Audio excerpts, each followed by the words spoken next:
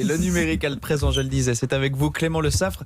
Clément, hier vous nous présentiez justement des applis utiles pendant la canicule. Aujourd'hui, vous nous expliquez qu'il n'y a pas que nous qui souffrons de la chaleur, nos téléphones aussi. Oui, ils ne transpirent pas, ils n'ont pas de cœur, mais eux aussi, ce sont des petits Que vous êtres dites fragiles, comme Yves. Ils ont peut-être des sentiments d'ailleurs. Et dès que les températures grimpent au-dessus de 30 degrés, nos smartphones tirent la langue, comme nous tout simplement. Alors, il faut savoir que pour fonctionner, un téléphone, ça tire sur tout un tas de composants. La batterie, la carte mémoire, le microprocesseur, les circuits électroniques en tout genre. Et tout ce micmac technologique dernier cri, là, ça émet beaucoup de chaleur.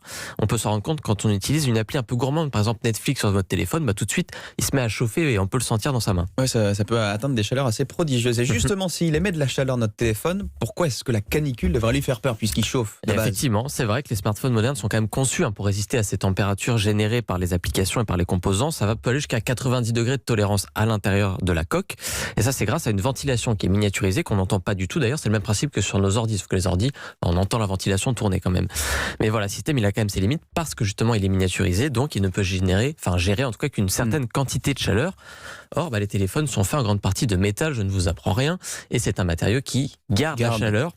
Donc, si vous laissez votre téléphone au soleil en pleine canicule, par exemple, vous prenez un café en terrasse et vous faites pas gaffe, vous le laissez à côté de votre verre comme ça, et la chaleur interne va augmenter jusqu'à la surchauffe. Alors, rassurez-moi, Clément, est-ce que mon téléphone ne risque pas d'exploser au soleil quand même ? Alors non, heureusement, sauf grosse malchance, ou alors si vous allez dans le Sahara, peut-être là, je ne peux pas vous le garantir. Mais depuis quelques années, les smartphones sont quand même conçus pour se mettre en veille forcée quand ils approchent de la surchauffe. En fait, un message s'affiche, type l'iPhone a besoin de refroidir avant de pouvoir être utilisé avec un petit thermomètre.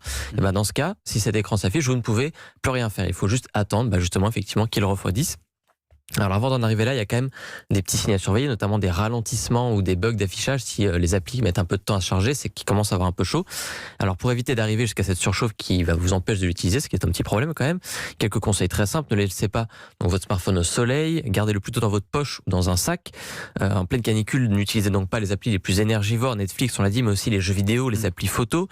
Et si jamais vous arrivez un peu trop tard, votre téléphone a eu trop chaud, enlevez la coque par exemple, parce que la coque ça permettra justement à la ventilation d'être plus efficace. Exactement, ça lui donne de l'air. Voilà, avec tout ça, votre téléphone devrait en principe survivre à ces quelques jours de chaleur. On l'espère. Merci beaucoup, Clément Le Saffre. Parce qu'un petit bain d'eau froide, ça risque de pas y mettre. Non, et au frigo non plus. Ne le mettez pas à l'intérieur de Yves. Pas le mettre au frigo. Voilà. C'est bon à savoir. Merci beaucoup, Clément Le Saffre.